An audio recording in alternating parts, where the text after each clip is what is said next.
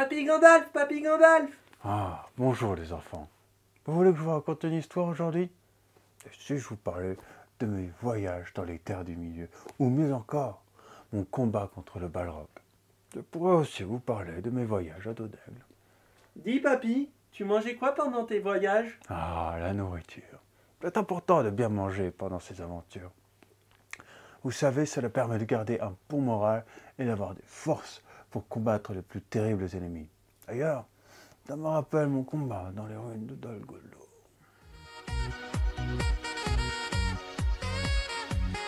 On la connaît ton histoire papy.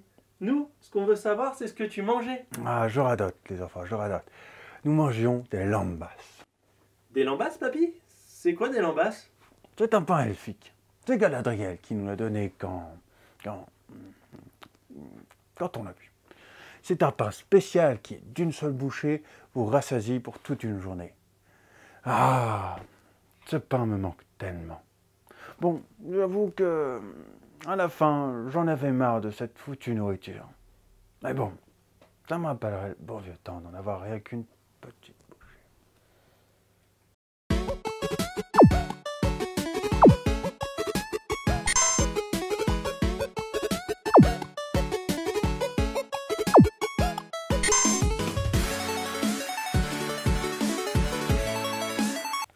Bonjour et bienvenue dans ce nouvel épisode du Tablier légendaire. Aujourd'hui, on part en direction de la Terre du Milieu dans l'univers du Seigneur des Anneaux. Et on va vous présenter la célèbre recette des lambas. Ces petits pains elfiques qui sont censés vous aider à tenir toute une journée en cas de longue route, quand vous allez dans le Mordor par exemple, ou en direction de la Moria, ça dépend de vos destinations de vacances.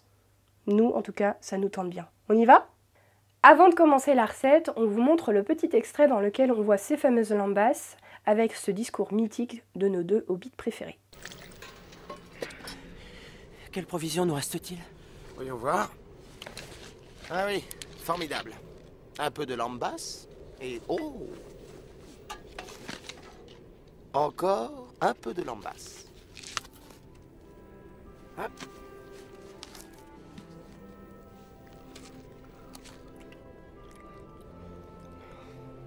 En général, je suis pas fou de la boustifeuille étrangère, mais ce truc elfique, c'est pas mal. Rien ne peut entamer ton enthousiasme, n'est-ce pas?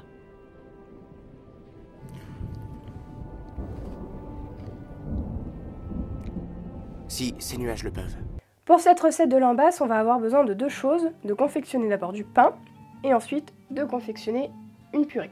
Donc comme vous le voyez, nous on a choisi de faire quelque chose de pas forcément très conventionnel, de mélanger le pain avec de la purée. Normalement c'est quelque chose qui ne se fait pas, mais on a choisi de revisiter un peu cette recette à notre façon sur un côté plutôt salé. Si vous regardez sur internet, vous trouverez plutôt des recettes sucrées. Nous on a choisi un peu de la revisiter autrement. Je vous montre un peu les ingrédients pour le pain et pour la purée. Pour le pain, vous allez avoir besoin de 300 g de farine, puis de 125 ml d'eau et la moitié d'un sachet de levure boulangère. Ne mettez pas de la levure chimique, ça ne marchera pas aussi bien. Et d'une pincée de sel pour aider aussi à la lever. Pour la recette de purée, on aura besoin bien sûr de légumes. Donc nous, on a des patates, la patate douce. Pour les patates, on va avoir besoin d'environ 200 g de pommes de terre. C'est toujours un peu difficile de peser exactement le poids que vous avez besoin en légumes, puisque ça va être légèrement modifié à la cuisson. Je vous conseille plutôt d'en faire un peu plus que prévu, et comme ça vous fait une purée pour un autre jour ou pour autre chose. Ok ? Comme ça après vous pesez vos 200 g et vous les mettez de côté pour notre recette. On va avoir aussi besoin de 75 g de patates douces. Pareil, même principe que pour les pommes de terre, la patate douce, celle-ci fait plus de 75 g. Donc là, je vais la faire cuire en entière et après, le reste, je me le garderai pour une petite purée aussi. 2 gousses d'ail, 50 g de farine, 15 ml d'huile de sésame. Vous pouvez aussi utiliser de l'huile de noix, en fonction de ce que vous avez chez vous. 20 ml de crème. Et après des condiments, donc de l'ail des ours pour moi, du poivre et du sel. Donc pour commencer, on va s'occuper du pain puisque ça va demander un temps de pousse, ce qui va nous permettre de pouvoir préparer les pommes de terre et les patates douces pendant ce temps-là. Donc là, tout simplement, je mets ma farine.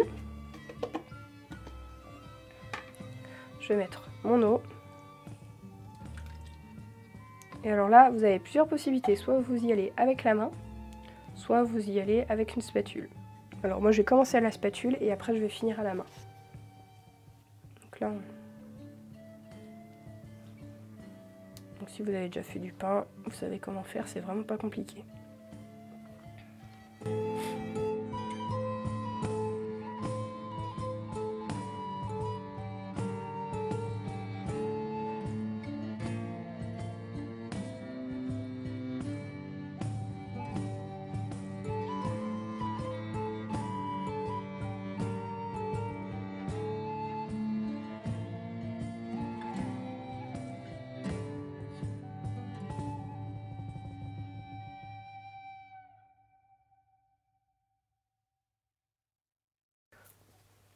Donc là, on voit que mon pâton, il est un peu sec. Je vais juste rajouter un peu d'eau, parce que ça va dépendre du type de farine que vous utilisez.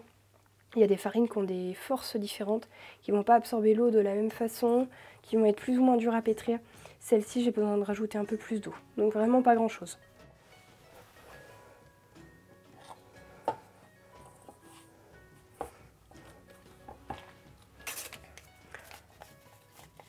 J'ai rajouté mon eau et j'en profite aussi pour rajouter la moitié de mon sachet de levure boulangère surtout.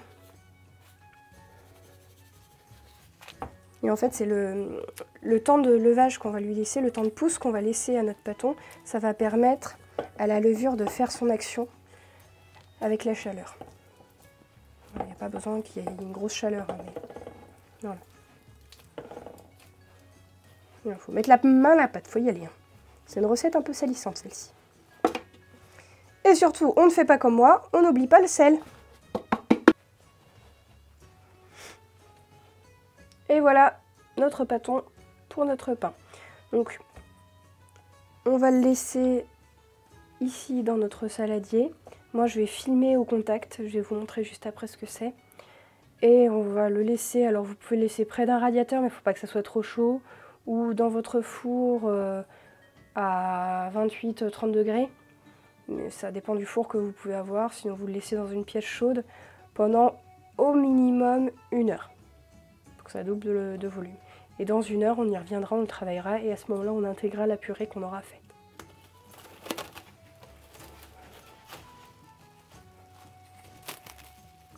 Hop, filmer au contact, donc comme ça. Voilà. Et on va laisser développer. Moi, je vais le mettre devant mon radiateur. Et c'est parti. Pendant que votre pâte à pain est en train de lever, on va s'occuper de faire notre purée. Donc là, rien de bien compliqué. Il va falloir simplement éplucher nos pommes de terre, les couper en petits morceaux. On va mettre aussi l'ail avec. Et après, on s'occupera du reste. Donc pour l'ail... Si vous voulez une petite astuce après pour enlever les... Quand c'est un peu difficile pour enlever l'écosse. Donc là, attention parce que c'est un couteau céramique pour moi, mais voilà. Vous appuyez un peu. Et ça va vous permettre de défaire la chemise de votre ail plus tranquillement.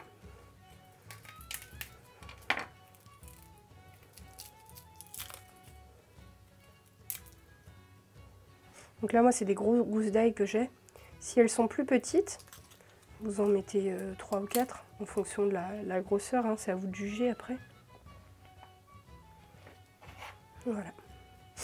Et je vais simplement juste les couper en 4. Hop, je me les mets de côté. Donc ça va partir dans le cuit-vapeur en fait. Mais vous pouvez aussi les faire cuire si vous n'avez pas de cuit-vapeur. Vous pouvez les faire cuire à l'eau.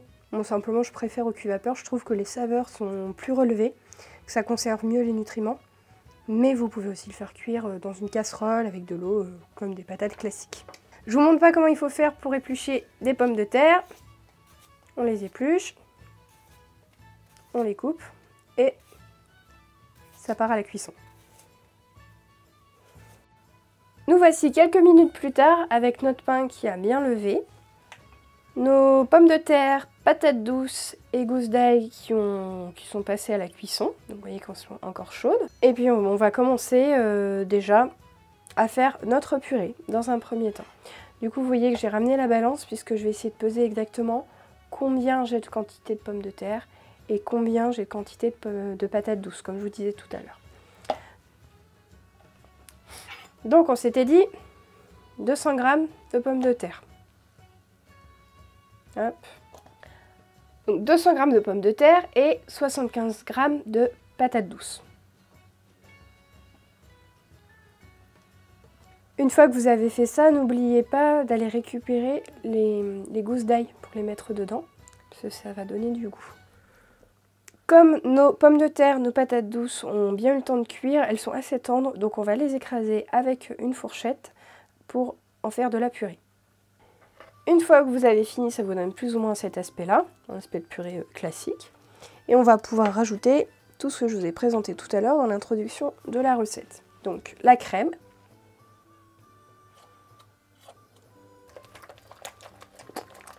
Hop. Là, vous avez quelque chose d'assez liquide, onctueux. Pas de panique. Si vous vous souvenez bien, on avait mis de la farine. Donc on va rajouter ça. On va d'abord mettre l'huile. Donc là, les 15 ml d'huile de sésame.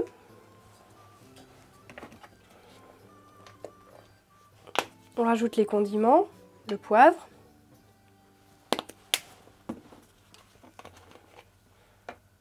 L'ail des ours, à votre convenance, hein. Et le sel. Et enfin, on finit avec la farine.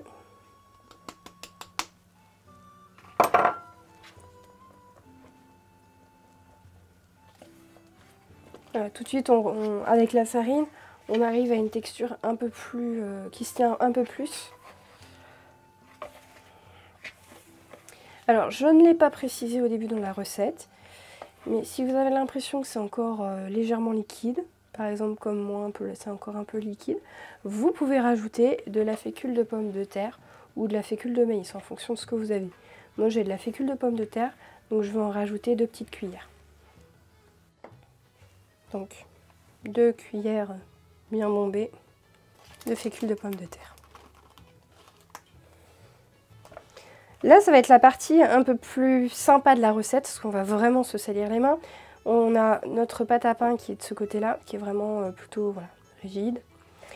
Et de l'autre côté, on a notre, alors c'est pas une vraie purée, hein, notre pseudo-purée qui va se mélanger avec la pâte à pain. C'est pas quelque chose qu'on fait d'habitude. Et vous allez voir, ça va avoir beaucoup de mal à se mélanger au début. Il va falloir beaucoup de temps, il va falloir bien salir les mains. Et au bout d'un moment, ça va vraiment devenir homogène. Donc attendez-vous à passer un peu de temps dessus.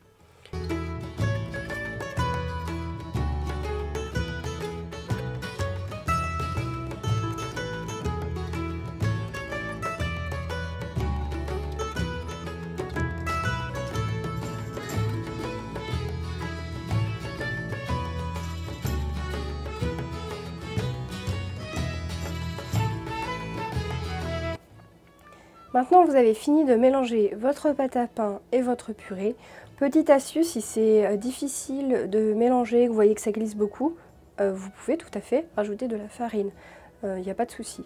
Il n'y a pas de contre-indication à rajouter même beaucoup si vraiment vous êtes en difficulté pour intégrer les deux pâtes. C'est pas censé s'intégrer logiquement. Et là, on va tout simplement aller à l'étape pour les étaler et leur donner leur forme de lambasse. Voilà, donc là j'ai mis un peu de farine et avec le rouleau on va aller étaler tout ça.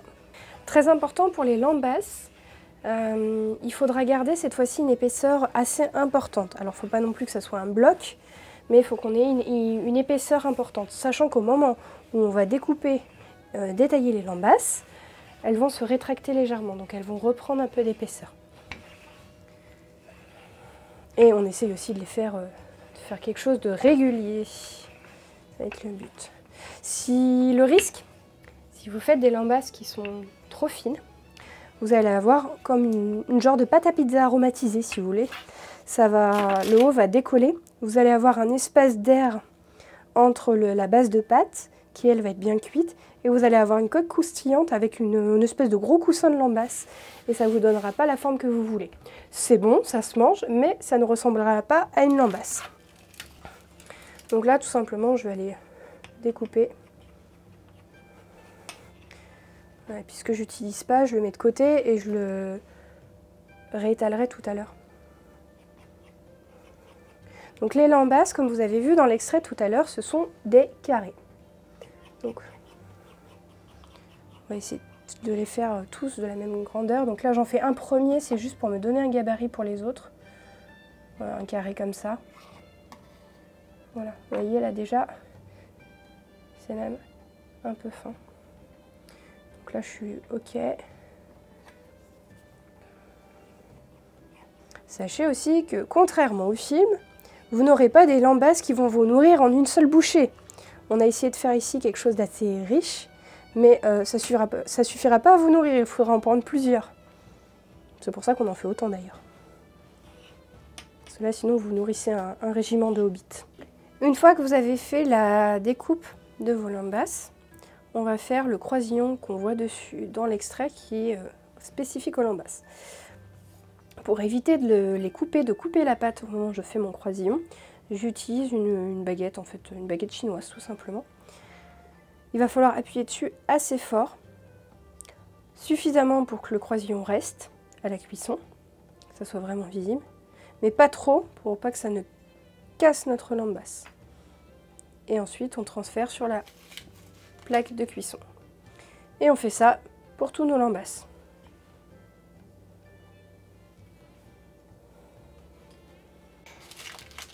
Et voici vos lambasses prêtes à partir pour la cuisson. Pour la cuisson, du coup, le four, il faudra le mettre à 180 degrés sur une cuisson de minimum 10 minutes. Au bout de 10 minutes, surveillez bien, parce que ça dépend encore une fois de chaque four. Donc surveillez le fait que ça se colore sur le dessus. Quand ça commence à colorer légèrement, vous pouvez l'enlever. Et voici nos lambasses tout juste sorties du four, prêts à déguster si vous les aimez chauds. Sinon vous pouvez les garder dans une petite boîte pour les manger quand vous avez une petite faim. On se retrouve bientôt pour un nouvel épisode du Tablier légendaire. D'ici là, n'hésitez pas à liker et partager la vidéo et suivez-nous sur Facebook où on vous tient un peu au courant de toutes les actualités de la chaîne. À bientôt!